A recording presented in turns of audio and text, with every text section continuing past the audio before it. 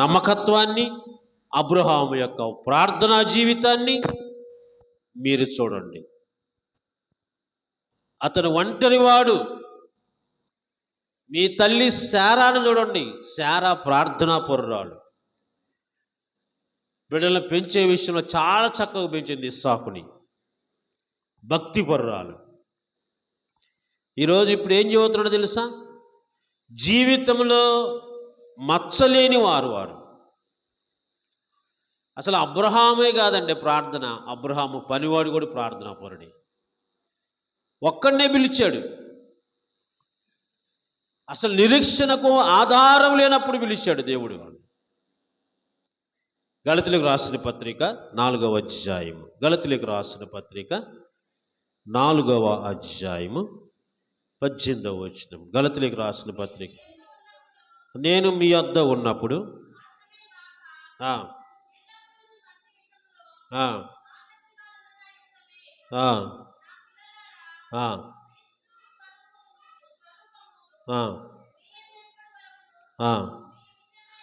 సరే, రోమిలకు రాసిన పత్రిక, రోమాపత్రిక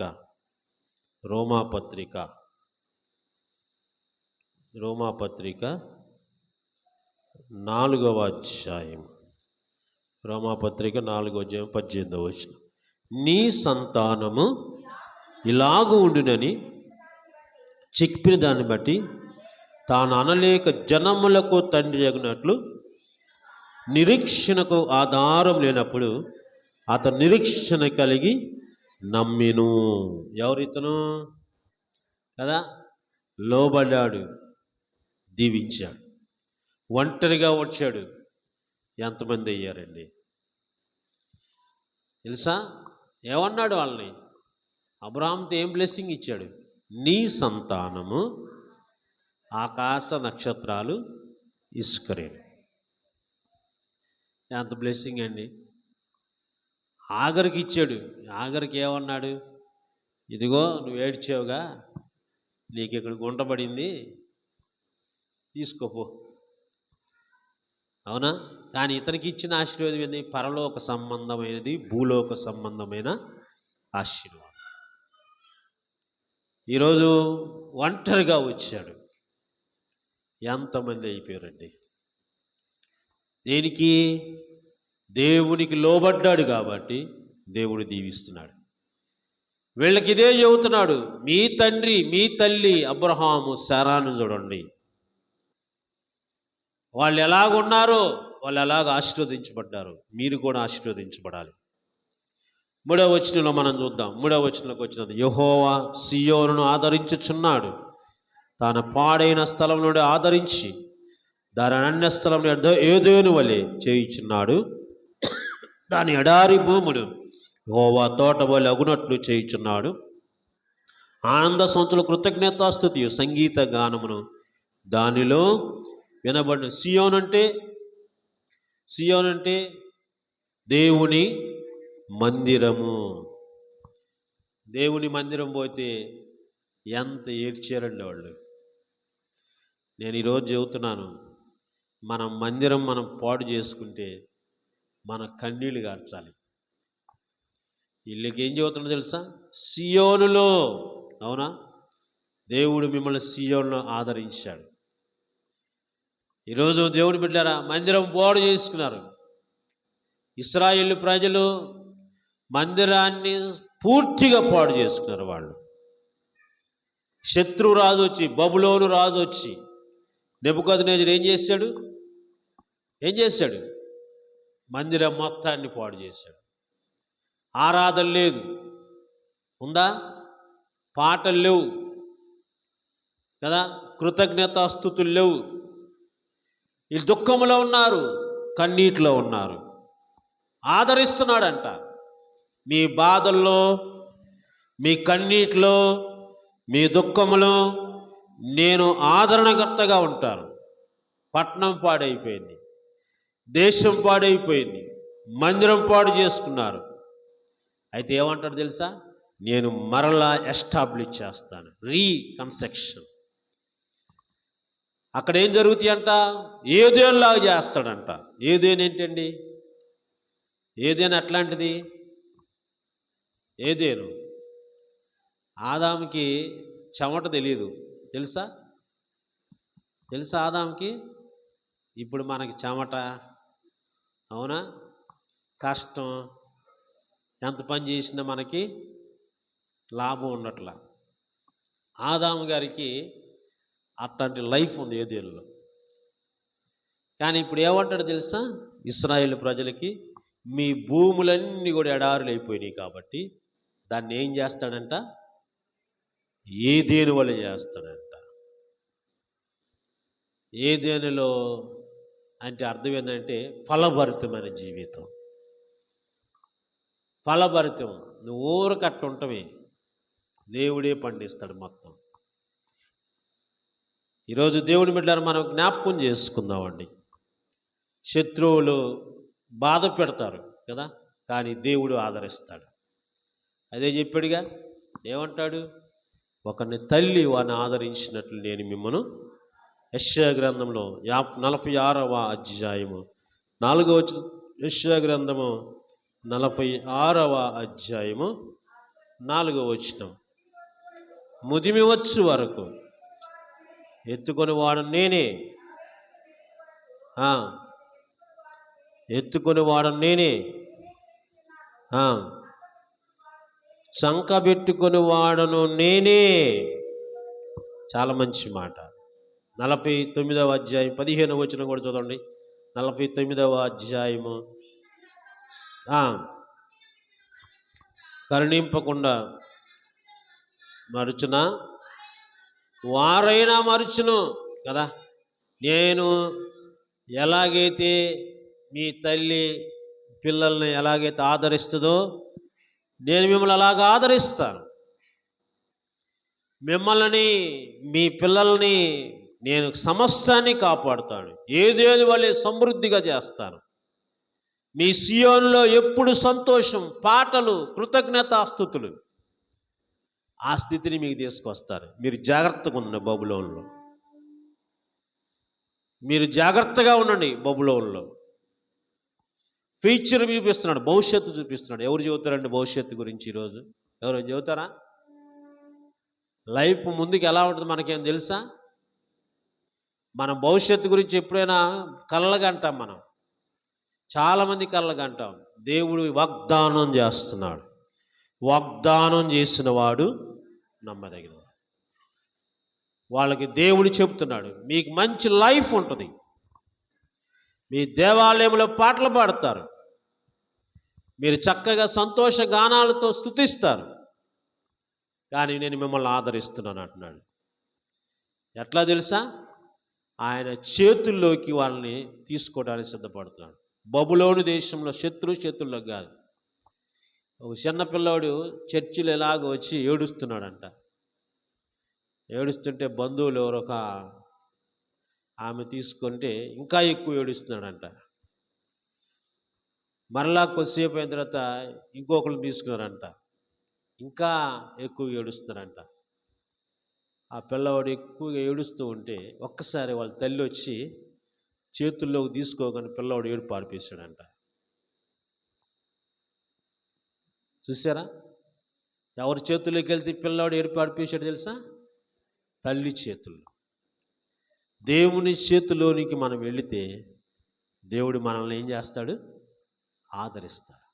ఒకరి తల్లి మిమ్మల్ని ఆదరించినట్లు నేను మిమ్మల్ని ఆదరిస్తాను. అంత గొప్ప దేవుడు అండి. 4వ వచనంలో అంటాడు చూడండి, నా ప్రజలారా నా మాట ఆలకించుడి. అవునా? ఏమంటాడు చూడండి, నా జనులారా నాకు చెవి ఉపదేశం నా యొద్ద బయలుదేరును. జనములకు వెలుగు కలుగునట్లు నా విధిని నియమింతును. వెలుగు, చీకటిలో ఉన్న వారికి వెలుగు రావాలి కదా. ఏమంటున్నాడు తెలుసా? నా విధి. విధి అంటే అన్నాడా? విధి అని అన్నాడు కదా. 4వ వచనం చివరి లైన్లో అంటాడు, జనులకు వెలుగు కలుగునట్లు నా విధిని. విధి అంటే ఆజ్ఞ. దేవుని మాటలు వింటే మనకేం కలిగిద్దంట? వెలుగు. అవునా? ఈరోజు మనం అందరం కూడా జ్ఞాపకం చేసుకుందామండి. ఇశ్రాయేలు ప్రజలు చెబుతున్నారు, మీరు నా ఆజ్ఞలను, నా వాక్యాన్ని మర్చిపోవద్దు. మీరు వెళుతున్న ప్రదేశంలో వాక్యం ఉండదు, దేవుడు ఉండడు. అనేక దేవతలు కనపడతారు మీకు, కానీ మీరు చీకట్లోకి వెళ్తున్నారు. కానీ నేను మీకు వెలుగు కలుగునట్లు నా విధిని నియమిస్తున్న, నా ఆజ్ఞలు మీరు గైకొనండి. ఈరోజు దేవుని బిడ్డలారా, మనం అందరూ కూడా జ్ఞాపకం చేస్తున్నాం. ఈ లోకం ఎలాంటిది తెలుసా కదా? విని గైకొనము, కానీ విని లోబడే మనస్తత్వం మనకు కావాలి. లోబడుతున్నామా? లోబడే మనస్తత్వం ఏమంది? దేవుని వాక్యాన్ని మనం వింటున్నాము కానీ మనం ఏం చేస్తున్నాం తెలుసా? దానికి మనము లోబడతలా. అందుకే వాళ్ళకి ఎప్పుడైనా 2 సార్లు ఎక్స్ప్లెయిన్ చేస్తాడు దేవుడు, తెలుసా మీకు? బాగా బైబిల్ బాగా చదవండి. కొన్ని చోట్ల వచనాలే వచ్చుతూ ఉంటాయి. బైబిల్ చదివేటప్పుడు కూడా ఒత్తులు పొల్లులు కొన్ని ఎక్కడైతే వాళ్ళని గద్దించినట్టే చదవాలి. ఎక్కడైతే వాళ్ళని లాలించినట్లుగానే చదవాలి. అర్థమైందా? వాళ్ళని గురించి 2-3 సార్లు హెచ్చరిక చేస్తాడు. ఒక్కోసారి నిర్గమాకాండంలో చెప్పిన మాటలే ద్వితీయోపదేశకాండంలో చెబుతాడు. ద్వితీయోపదేశకాండంలో కొన్ని కఠినంగా చెబుతాడు వాళ్ళకి. కాబట్టి ఇప్పుడు అదే చెబుతాడు, నా మాట వినండి, మీరు చీకట్లో నుండి వెలుగులోకి వస్తారు. అవునా? 5వ వచనంలో అంటాడు చూడండి. 5వ వచనం ఏమంటాడు చూడండి. నేను ఏర్పరిచిన నా నీతి సమీపము, నేను కలుగు చేయ రక్షణ నా బాహువును నా జనములకు తీర్పు తీర్చును. దీపవాసులు నా తట్టు చూచి నిరీక్షణ గలవారగుదురు. వారు నా బాహువుని ఆశ్రయ. నీతి సమీపముగా ఉంటుందంట. ఎంత మంచి మాట అండి. నేను కలుగు చేయు రక్షణ బయలుదేరుచున్నది. అవునా? ఆయన నీతి సమీపముగా ఉంటుందంట. తర్వాత అంటాడు తీర్పు తీరుస్తాడంట. బాహువుని కూడా అంట ఆయన ఏం చేస్తాడంట? ఆయన ఆశ్రయింతుడంట. బాహు అంటే ఆయన చేతులు. అందుకే అంటాడు, ఇశ్రాయేలుని గ్రద్దరెక్కల మీద మోసాను, నా అరచేతుల్లో మిమ్మలను చెక్కాను. అరచేతులో చెక్కాడంట వాళ్ళు. ఈరోజు దేవుని బిడ్డలను మనం జ్ఞాపకం చేస్తున్నాం. నీతి సమీపంగా ఉన్నది అంట. నీతి సమీపంగా ఉన్నది. 6వ వచనం మనం జ్ఞాపకం చేసుకుందామండి. చూడండి 6వ వచనంలో, ఆకాశము కనులెత్తుడి, క్రింద భూమిని చూడడి, అంతరిక్షము పొగవలె అంతర్ధానమగును, భూమి వస్త్రములే పాతగిల్లిపోవును, అందరి నివాసంలో అటువలే చనిపోవుదురు. ఆకాశం వైపు చూడండి, కింద భూమిని చూడండి. అర్థమైందా మీకు? బాగా వినండి ఈ మాట. ఆకాశం చూడమంటున్నాడు, భూమి చూడమంటున్నాడు. అవి మీరు స్థిరమైనవి అనుకుంటున్నారా? ఆకాశము భూమి ఏమైపోతాయి అంట? లయమైపోతాయి. ఇవి శాశ్వతము కాదు. శాశ్వతమైనవి ఏంటిది? దేవుని రక్షణ, దేవుని నీతి శాశ్వతమైంది. ఇవన్నీ అంతరించిపోతాయి.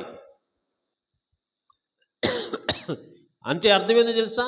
అదే చెబుతున్నాడు, అంతరిక్షము పొగవలే అంతర్ధానమగును. అంటే అర్థం ఏంటి? ఆకాశం అంట ఏమవుతుందంట? పొగవలే పాడైపోయి మాయమైపోతుందంట. అబ్బో, ఆకాశం మాయమైపోవటం ఏందండి? ఆకాశం మాయమైపోవటం ఏంటి? చూడండి, ఇంకోటి ఏమంటాడు? ఇది ఎప్పుడు జరిగింది? 2వ రాకడలో, సెకండ్ కమింగ్లో దేవుడు చేసేవంటి పనులు అన్నమాట ఇవి. అదే పేతురు అంటాడు, పంచభూతాలు ఏమైపోతాయి అంట? లయమైపోతాయి.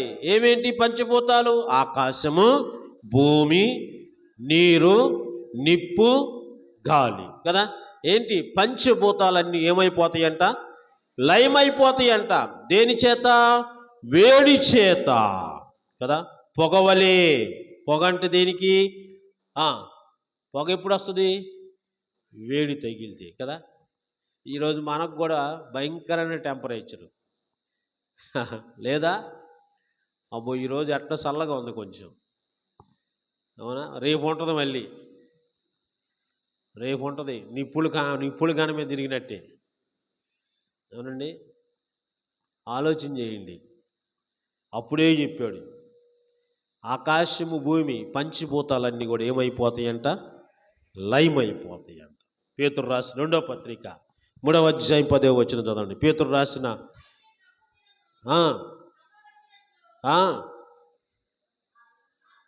ఆ దినంలో ఆకాశం గతించిపోయి పంచభూతం మిక్కటమైన వేండ్రం లయమైపోతాయి. ఏమైపోతాయంట? వేడి వల్ల, అవునా, లయమైపోతాయంట. భయంకరంగా చెబుతున్నాడండి. ఇంకోటి ఏమంటున్నాడు తెలుసా? భూమి వస్త్రము వలె పాతగిల్లిపోతుందంట. పాత వస్త్రాలు ఎట్లా ఉంటాయి? భూమి కూడా పోయిద్దంట, అవునా? పాత బట్టలు మనం దాచిపెడితే ఏమైపోతాయి? చిరిగిపోతాయి. భూమి కూడా అట్లా చినిగిపోయిందంట. తెలుసా? భూమి ఏమైపోతుందంట? లయమైపోతుంది.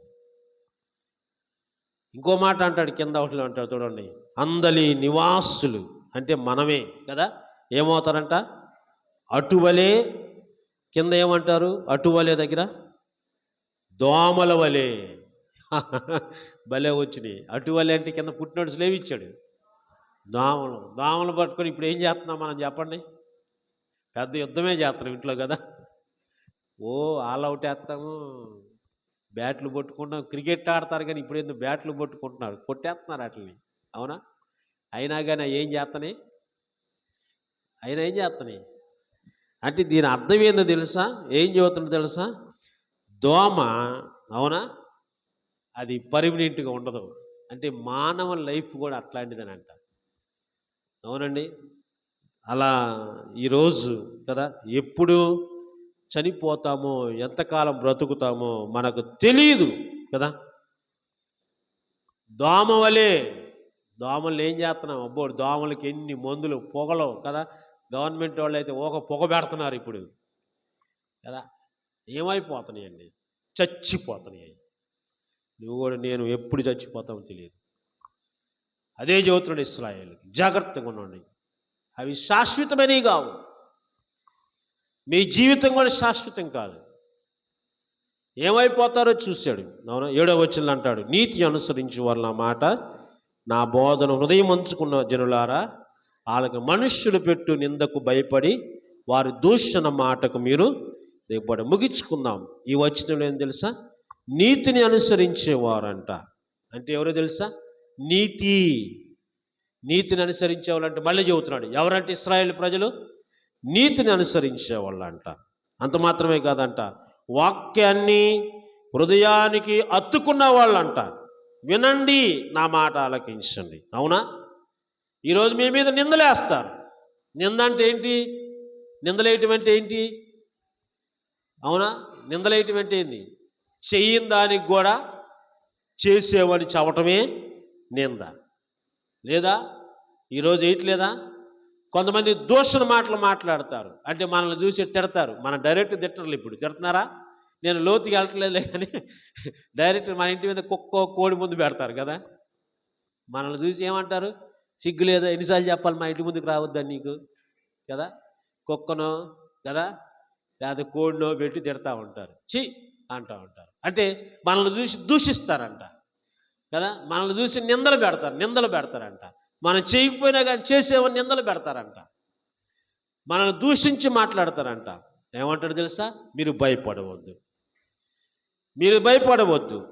దిగులు పడవద్దు. అవునా? ఈరోజు మనము యేసుని గురించి నేర్చుకోవాలి. ఏమంటున్నాడు తెలుసా? క్రైస్తవ సంఘంలో జీవిస్తున్నటువంటి మనం ఇశ్రాయేలుకి చెప్పినట్టు మనకు చెప్పిన ఓర్చుకోండి, సహనం కలిగి ఉండండి.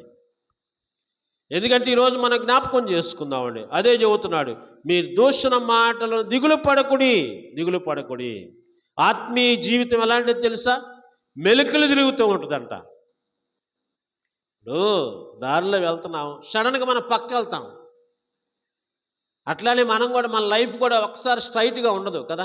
మెలికలు తిరుగుతూ ఉంటుంది కదా. కానీ దిగులు పడొద్దు. దేవుడు మనకి తోడుగా ఉంటాడంట. నిందలు వస్తాయి, దోషంలు వస్తాయి. అవునా? దేవుని బట్టి ఈరోజు మన జ్ఞాపకం చేసుకుందామండి. అందుకే చివరికి 8వ వచనంలో అంటాడు, వస్త్రము కొరికి వేయినట్లుగా చిమ్మట వారిని కొరికి వేయును, బొద్దింక గొర్రెబొచ్చును కొరికి వేయినట్లు వారిని కొరికి వేయను. అయితే నా నీతి నిత్యం నిలిచును, నా రక్షణ తరతరములు ఉండును అంట.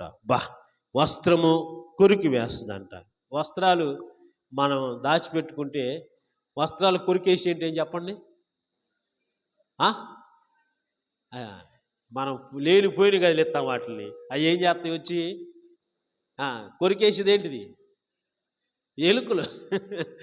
ఎంత మంచి బట్టలు కొనుక్కున్నా కదా, మనం ఆ సించెలుగుని ఏదైనా పట్టుకున్నామంటే ఏం చేసిద్ది, అది మాత్రం కొరికిపోద్దంట. అవునా, కొరికేస్తుందంట. అంత మాత్రమే కాదంట, అవునా, నువ్వు ఎలాంటి బట్టలని తీసుకో కదా, కానీ ఈరోజు చిమ్మెట కూడా కొట్టేసిద్దంట కదండి. ఈరోజు దేవుని బిడ్డలారా, నిందలు దోషులను పెట్టేవాళ్ళు కదా. ఇంకో మాట ఏమంటే నాకు చాలా భయంకర మాట ఏదో, బొద్దింకంట గొర్రెబొచ్చును కొరికేసిందంట. బొద్దింక ఏంటండి, బొద్దింకలు చూసారా మన ఇళ్లలో తిరుగుతాయి కదా, ఎప్పుడు మన మన మన పొయ్యి దగ్గర తిరుగుతాయి బొద్దింకలు కదా. ఆ బొద్దింకలు ఏం చేస్తాయి, గొర్రెబొచ్చును కొరికేస్తాయి అంట. ఇదేంటండి, ఎదుటి వ్యక్తిని బాధ పెట్టేవారు ఉంటారు కదా. కానీ దేవుడు బిడ్డలారా, ఈరోజు మనం జ్ఞాపకం చేసుకుందాం. ఏం చెబుతుందో తెలుసా, దేవుడంట నిత్య కదా రక్షణ తరతరములకు ఉంటుందంట. ఈ మాట మనం బైబిల్లో అండర్లైన్ చేయాలి కదా. ఆయన రక్షణ, ఆయన దీవెనలు ఎప్పటి వరకు ఉంటాయంట, తరతరాలు. ఎన్ని తరాలు భవిష్యత్ మనం ఎన్ని తరాలు ఉంటాం చెప్పండి, ఒక తరం ఉంటామో రెండు. కానీ ఆయన నీతి రక్షణ ఇప్పుడు ఎన్ని తరాలంట, తరతరాలు, 1000 తరాలు. బైబిల్లో చెప్పండి, నన్ను ప్రేమించే వారిని ఎన్ని తరాలంట, 1000 తరాలు. అంటే అర్థం ఏందో తెలుసా, నువ్వు ఉండా లేకపోయినా దేవుడు నిన్ను ఏం చేస్తాడంట, ఏం చేస్తాడు, దీవిస్తాడు. ఆయన రక్షణ అలాగే.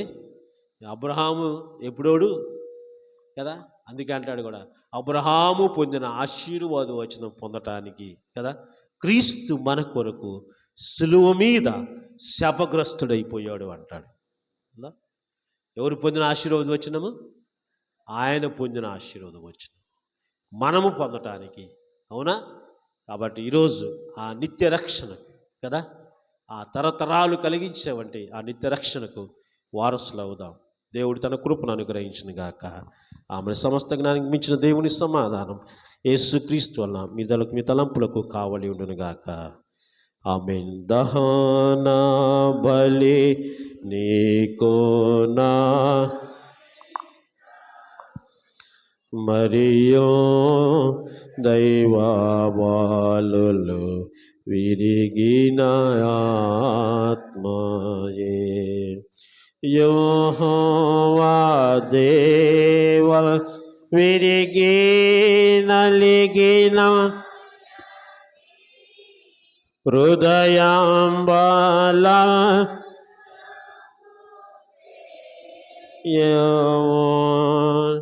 నీ కటాక్షమతోసి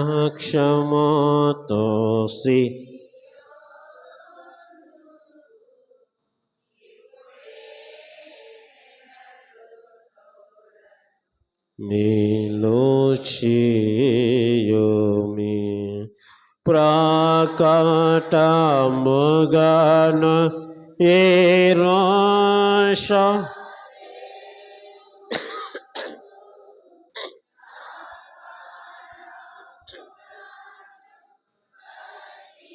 ఎంచుమి అంతట నీతి యుక్తంబులు బలులు యాగములు సర్వగహోమము ఎంతో ఇష్టంబు బలిపీఠము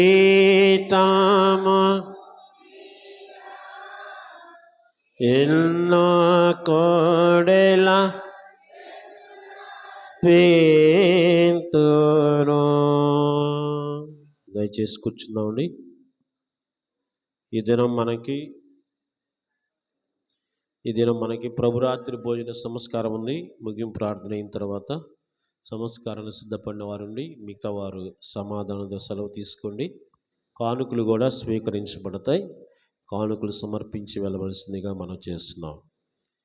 మరి ఈ సమయంలో రేపు యథాప్రకారము సిలువ ధ్యానం ఉంటుంది. శనివారము అంశం వ్యసనాక్రాంతుడు.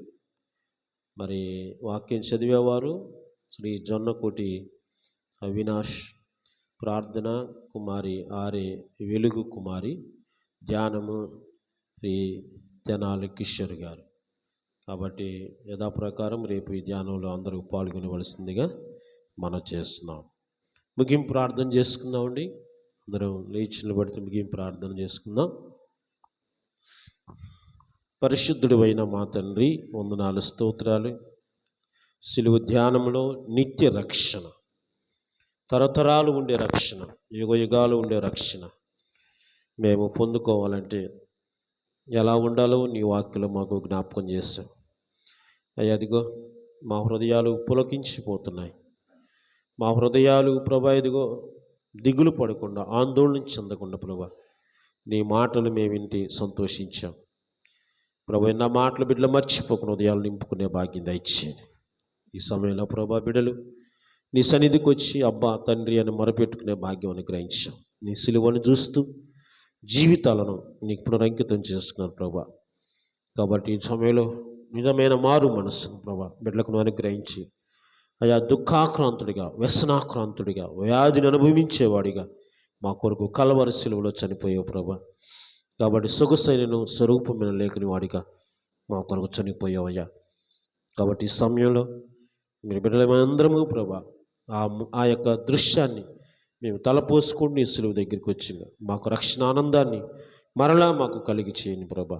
ఈ సమయంలో నీ శరీరాన్ని, నీ రక్తాన్ని మేము తీసుకుంటుండగా ప్రభా సంతోషంతో, విరిగిన హృదయంతో అందులో చేవేసే భాగ్యందండి. పరిశుద్ధతను మేము సంపాదించుకుని మేము నమ్ముతున్నాం ప్రభా.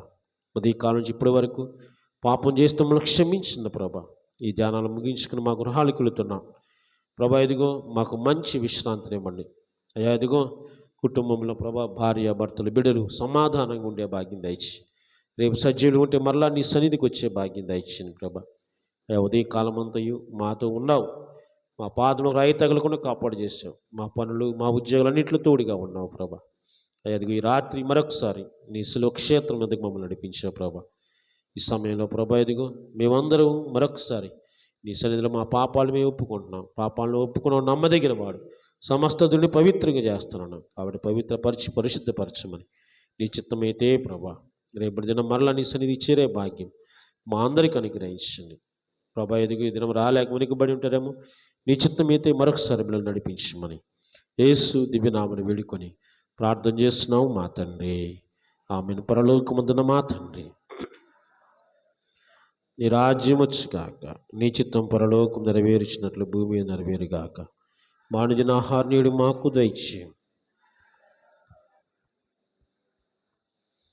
శోధనలో తేక దుష్టుని తప్పించు. శక్తి మహిమ నిరంతరం నీవై ఉన్నావు తండ్రి. ఆమె మన ప్రభువైన యేసు క్రీస్తు కృప, తండ్రి అయిన దేవుని ప్రేమ, ఆదరణకర్త అయిన పరిశుద్ధాత్మిక అన్యోన్య సహవాసం, సకల దీవెన సదా మనందరికీ తోడైండునుగాక. ఆమె. అందరికీ వందనాలు. సంస్కారం సిద్ధపడిన వారుండి మిగతా వారు సెలవు తీసుకొని మనం చేస్తున్నాం. ఇమ్మానుయేలు రక్తం